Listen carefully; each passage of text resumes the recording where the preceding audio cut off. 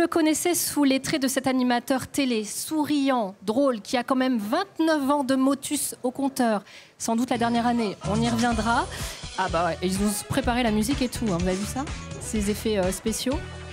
Voilà, il nous réveille aussi parfois dans Télématin. Moi, j'aime bien quand c'est lui qui nous réveille sur Télématin avant d'aller bosser.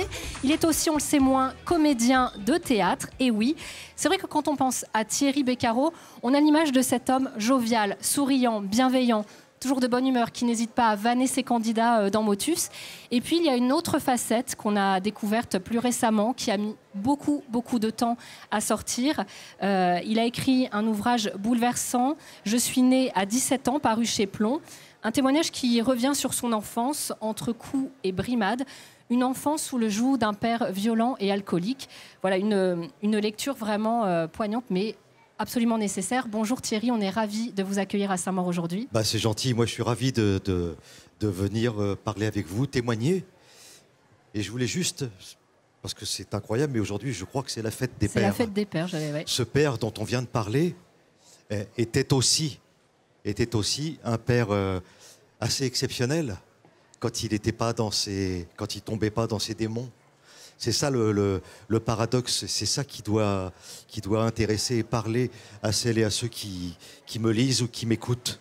C'est que tout n'est pas aussi simple que ça, tout n'est pas aussi blanc et aussi noir.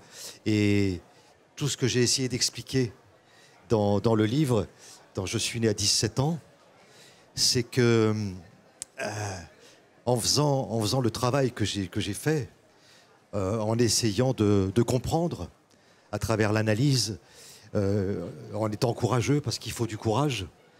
Et puis en travaillant sur moi, je me suis aperçu que ce papa en question, il avait une histoire. Il avait une histoire et que c'était pas aussi facile que ça. On pouvait pas, même si ce que je vivais et ce que j'ai vécu était terrible, il y avait des raisons. Et le travail que j'ai fait, c'était d'essayer de comprendre. Comprendre, ça ne veut pas dire oublier, forcément, mais ça peut vous aider à aller sur le chemin du pardon. Et en allant sur le chemin du pardon, vous vous débarrassez de la colère, la rancœur, l'amertume. Ce sont des fléaux. C'est des fléaux qui vous dévorent et qui vous empêchent d'avancer. Parce que moi, comme vous le disiez très bien, moi, pendant 35-40 ans, j'ai été le petit Paul dont on parle dans vous savez, la dernière campagne d'Enfance et Partage. Comment ça va, Paul? Et vous voyez ce petit garçon, Paul, qui a le sourire, toujours, et il va bien. Comme vous, en somme, quand voilà. on le voit Et moi, à la je me suis télévision. aperçu en regardant cette campagne et en voyant ce petit Paul que moi j'ai été, et qu'il y a plein d'enfants qui sont des petits Paul, qui vont pas oser raconter ce qu'ils ont vécu. Vous le dites très justement d'ailleurs, les coups ne se voient pas. C'est pas des enfants qui vont à l'école avec un œil au beurre noir le lendemain. Mais oui, parce que ça serait... Ce qu'il faut bien expliquer aux gens, c'est que l'enfant qui vient à l'école, il ne va pas forcément arriver à l'école avec un œil au beurre noir. C'est ce que je dis dans le témoignage que j'ai fait pour l'UNICEF et pour Brut. Et puis, pour tous les enfants et tous les parents qui nous regardent et qui nous écoutent. Il n'y a que lors de la visite médicale, quand on demande aux enfants de se dévêtir, de se mettre en maillot de corps, ou quand ils sont en petite culotte, quoi. Tout à coup, on se dit, tiens, c'est là que le travail des professeurs des écoles, des aides sociales, c'est là que le travail intervient. Et on rentre encore dans un autre problème, qui est le problème de comment alerter, comment faire en sorte que ces enfants puissent s'en sortir. Alors ça, c'est encore c'est un problème très très difficile à résoudre. C'est vrai que ça a été un long cheminement pour vous d'écrire ce livre. Le titre interpelle d'emblée, Je suis né à 17 ans. Est-ce que vous pouvez revenir sur pourquoi ce titre? Qu'est-ce qui s'est passé lorsque vous aviez 17 ans? Oui, bien sûr, ça a été un long cheminement parce que moi, personnellement, je ne voulais pas raconter des petits bouts d'histoire comme on me l'a souvent demandé dans des émissions de télévision ou à la radio. Là, il y a un peu d'orgueil. Il y a un peu de dignité dans tout ça, je dois le reconnaître. Il y a un peu de... on reste fort, on n'a pas envie de se plaindre, parce que j'ai pas toujours eu l'occasion de me plaindre. Parce que moi, je suis né à 17 ans, mais je suis né aussi dans les années 60. Et ça, c'est important à savoir. C'est-à-dire que dans les années 60, il n'y a pas de psy, il n'y a pas de... Si on va chez le psy dans les années 60, tout le monde vous considère que vous êtes fou. Il n'y a pas de 119. Le numéro 119, qui a été pas mal débordé d'ailleurs suite au témoignage que j'ai livré, et je leur demande de me pardonner. C'est presque incroyable. Mes amis de l'UNICEF m'ont dit que quand les gens ont vu le témoignage, le 119 a été submergé. On rappelle que le 119 permet de faire des signalements lorsqu'on peut être témoin, voilà. Indirect ou direct d'une situation violente. C'est le numéro qui permet aux enfants d'appeler ou aux gens qui seraient... Voilà, si vous seriez éventuellement témoin de quelque chose qu'il faut dénoncer, voilà, vous appelez le 119. Et les standardistes du 119, les responsables, ont dit à l'UNICEF, mais prévenez-nous. Prévenez-nous, parce que là, on n'était pas prévenus, on a été submergés. Donc, évidemment que ça a été un long cheminement. Et puis, tout à coup, on m'a dit, mais fais-le. Fais-le, parce que tu vas voir que tu vas aider beaucoup de gens. Oh. Alors, moi qui n'ai jamais rien raconté, j'ai hésité, j'ai hésité. Et puis, j'ai publié ce livre avec la peur au ventre. Est-ce que l'écriture a été difficile? Est-ce que c'est sorti de façon fulgurante parce qu'il fallait que ça sorte, ou est-ce que ça a été des moments difficiles d'écriture, où vous replongez dans des moments, j'imagine, extrêmement difficiles? Alors, ce livre, je l'ai écrit avec Jean-Philippe Zappa. Je crois que c'était pour lui que ça a été plus difficile. Moi, je peux raconter, je peux revivre tous ces moments que j'ai évoqués, parce que je m'en suis débarrassé sur le divan, à travers une longue analyse qui m'a pris 10 ans, où vraiment Donc, moi, je peux raconter. Mais quelqu'un qui découvre l'histoire, par exemple, qui m'est arrivé à 17 ans, quand mon père prend un fusil et qui met ma mère en joue, enfin, qu'il y a quelque chose, ce que j'appelle de l'ordre de l'indicible, quelque chose qu'un enfant ou qu'un adolescent ne peut pas imaginer. Il n'arrive pas sur Terre en se disant, un jour, mon père va viser ma mère, et si j'interviens pas, qu'est-ce qui se passe, quoi? Là, ce soir-là, je suis mort. Et puis, quelques mois après, mon père, c'est ça le paradoxe de ce livre, mon père, qui était aussi un mec formidable, va me faire rentrer à la maison de la radio, et je vais faire la carrière que j'ai faite. Et je me retrouve devant vous aujourd'hui. Donc, tout ça, c'était compliqué, mais ça a été plus compliqué pour celui qui m'écoutait et qui enregistrait, Jean-Philippe Zappa, parce que, comme toutes celles et tous ceux qui ont lu le livre et qui ont vu le témoignage, la plupart de ces gens-là sont tombés de l'armoire, puisque je ne l'ai jamais raconté. Et ce que j'ai découvert, une personne qui m'interviewait, qui m'a dit, vous vous rendez compte, ça je le partage avec vous, pendant 35 ans, 40 ans, vous vous êtes tu, vous n'avez rien dit, tout est resté secret.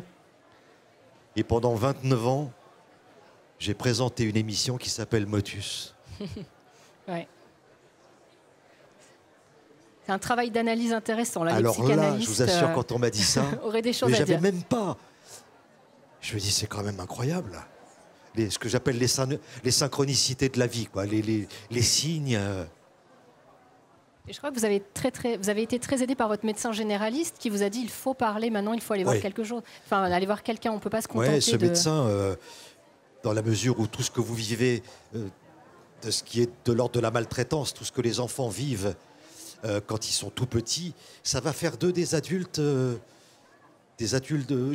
brisés, des adultes en manque de confiance, des adultes qui ont du mal à avancer, qui se posent des questions, qui sont menacés par différentes addictions. Et ça, c'est important aussi à noter. Des adultes qui ont peur, comme moi j'ai eu peur d'avancer. Je suis certainement passé à côté de pas mal de choses, même si je m'en suis plutôt bien tiré, que j'ai fait le chemin pour arriver à la résilience. Mais il y a eu ce médecin que j'allais voir régulièrement. Je faisais de la spasmophilie, Et puis au bout de 10, 15, 20 rendez-vous, il m'a dit, moi, Thierry, je peux vous donner tous les médicaments que vous voulez, mais je pense que là, maintenant, il faut que vous alliez discuter. Est-ce que vous en parlez? Vous ne compreniez pas au début pourquoi il y avait ces crises de spasmophilie, de tétanie, ces angoisses terribles à l'idée d'être en voiture, de prendre l'avion? C'était fou, ça aussi. C'est une jolie anecdote que je raconte. Le premier psychologue que j'ai rencontré, d'abord, j'ai mis 1 heure à tourner avant de décider de m'arrêter et d'aller le voir. Et je rentre dans son cabinet, je m'assois en face de lui, je commence à parler, je lui raconte. Il lit la lettre que le médecin lui avait adressée. Et je lui explique que c'est vrai que dès que je suis en voiture, je commence à me crisper. Voilà. Et il faut vous dire que mon père vendait des voitures. Mon père vendait des voitures et il les vendait bien. Hein. C'était un super vendeur. Et le psychologue m'écoute comme ça. J'étais encore avec les fourmis dans les mains et tout quand je lui parlais.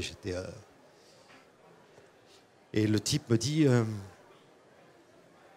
mais si le mot voiture, ça vous fait penser à quoi? Et vraiment, mais du tac au tac, spontanément. Moi, je lui dis à mon père. Et là, tout à coup, c'est comme une révélation, quoi. C'est-à-dire que l'habitacle, il m'explique après, cette espèce d'habitacle dans lequel j'étais, c'était l'équivalent de l'autorité, quoi, comme une chape de plomb qui vous empêche voilà, qui vous enferme. À l'instant où je prononce le mot, mais comme un soulagement, mais c'est mon père. Hein. Je vous assure, c'est comme si on avait ouvert une porte et que toutes les fourmis que j'avais dans les mains, là, elles ont disparu. C'était le début du travail dont je parle. Ça va durer très très longtemps. Et ce travail que j'ai fait, je l'ai fait et pour moi et pour mon entourage. Parce que ça aussi, il faut le savoir. La maltraitance dont je parle, c'est la maltraitance physique, c'est aussi la maltraitance psychologique. Et ça va faire ce qu'on appelle des dommages collatéraux, forcément. Vous allez vous séparer un peu de la famille, parce qu'il faut se sauver, quoi. Il faut se sauver dans tous les sens du terme. Et puis, vous allez rencontrer des gens, des femmes que vous allez aimer, qui vont vous aimer, mais qui ne vont pas forcément comprendre ce qui vous arrive quand tout à coup vous tombez dans des gouffres, quand vous vous posez des questions, quand vous êtes que vous ne voulez pas faire ceci, que vous avez peur de faire cela. Donc c'est la deuxième femme, qui est la maman de mes 2 enfants, qui va me dire écoute, il faut vraiment là que tu ailles faire un vrai travail.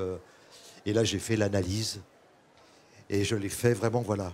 Et aujourd'hui, donc, il y a ce livre et Thierry est aussi ambassadeur de l'UNICEF auprès des enfants. Ouais. Et il a à cœur d'alerter, de prévenir ces dérives et ces violences envers les plus jeunes. Donc ça, on salue votre action. Aujourd'hui, c'est vrai qu'on l'a dit, c'est la fête des pères. Vous êtes vous-même papa de 2 ou 3 enfants. Est-ce que vous avez eu cette crainte aussi, parce qu'on y pense parfois, de reproduire ces gestes quand on a été soi-même victime? Ça, c'est la crainte je pense, de toutes celles et tous ceux qui ont été victimes, qui ont pris des coups, c'est-à-dire la peur de la répétition. C'est pour ça que ce témoignage, je le fais avec beaucoup de bonheur et de sincérité. Je dis à tout le monde, c'est pas une fatalité. Et Dieu sait que j'ai eu peur d'être papa. J'ai eu tellement peur que la première fille que j'ai eue, qui a 34 ans aujourd'hui, en fait, je me disais, mon Dieu, pourvu que ce soit une fille. Parce que si ça avait été un garçon, j'avais peur de reproduire ce que j'avais vécu avec mon père. Et puis en travaillant, je me suis dit que non, il suffit, si vous faites le travail pour comprendre, si vous faites le travail pour avancer, pour vous débarrasser et pour vous construire et pour aller vers cette résilience, vous vous apercevez que ce n'est pas une fatalité. Il suffit d'être bien accompagné. Il suffit d'avoir sur la route ceux que j'appelle mes anges, qui tendent la main, alors des mains que vous prenez ou que parfois vous ne prenez pas. Mais je dis que moi aussi j'ai tendu des mains et que parfois on l'a prise ou parfois on ne l'a pas prise. Mais voilà, donc on n'est pas obligé de faire cette fameuse répétition. On peut aussi se construire, comme me dit Boris Cyrulnik, qui est vraiment je veux dire le chantre de la résilience. On peut aussi arriver au bout de ce qu'il appelle de ce merveilleux malheur. On peut s'en sortir. Donc un magnifique témoignage. Alors on manque de temps, mais allez, dernière question. C'est votre dernière année de motus. Quelles sont vos envies? J'ai l'impression que vous avez envie de vous frotter davantage à la fiction, un rôle au théâtre, à la télé. C'est quoi qui vous ferait triper, Thierry, entre nous? On ne le répétera pas. Alors je vais tout vous dire. Le rôle idéal? D'abord, je me fais taper sur les doigts, hein, évidemment, quand je vais signer des livres et tout. Là, les gens ne sont pas contents. Je leur dis que vraiment, d'abord, on ne va pas se quitter comme ça. Je vais quitter France Télévisions, mais je ne vais pas forcément arrêter la télé. Il y a quand même pas mal de chaînes aujourd'hui, il y a des choses à faire. On peut me reprocher d'arrêter Motus, mais on ne peut pas me reprocher de l'avoir présenté que 29 ans. Ouais, c'est déjà pas mal. Je pense que... Bon, c'est vrai que Télématin, c'est une super aventure, c'est vrai. Mais on va faire autre chose. Je vais partir au théâtre à partir du mois d'octobre avec Anne Richard, dans une pièce dont le titre est quand même, il faut que je le partage avec vous, il faut que ça change. Ah, bah ça annonce la voilà, couleur. Je vois dans vos yeux que là, je suis servi. Je vais continuer mon travail avec l'UNICEF, pour les enfants, pour les grands aussi, parce que ça, c'est tout ce petit monde qu'il faut accompagner. Et puis, je vais certainement faire des conférences. Et puis, des fictions, j'espère. Ça y est, maintenant. Je vais pouvoir me balader un peu partout, sans qu'il y ait des problèmes de « Ah ben oui, mais il est sur la 2, alors non, il ne peut pas aller sur la 1 et tout. » Là, voilà, maintenant, je suis libre. Ah, eh ben, écoutez, on passe l'annonce alors. Si vous avez des projets pour Thierry, il est disposé. On est ravis de vous avoir accueilli aujourd'hui à Saint-Maur, d'avoir partagé ce moment avec nous. Et puis, voilà, n'hésitez pas à aller rencontrer Thierry, qui a plein de choses à raconter. Et puis, s'il reste quelques bouquins, il vous les signera avec grand plaisir. Merci encore, Thierry Beccaro. Il n'y en a plus. Alors, vous allez... Là, c'est pas bien que je dise ça. Il est publié chez Plomb. Comme si on avait encore un peu... Chez Plomb, aux éditions Monpoche. Voilà, allez faire un petit tour, je sais pas, sur certaines, il y a certaines plateformes où on peut acheter le livre. En tout cas, moi, ce qui me touche surtout, c'est voilà, qu'on se rencontre ici. C'est votre présence aujourd'hui et puis depuis toutes ces années.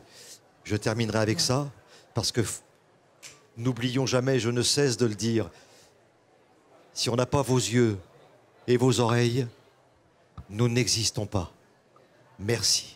Merci Thierry.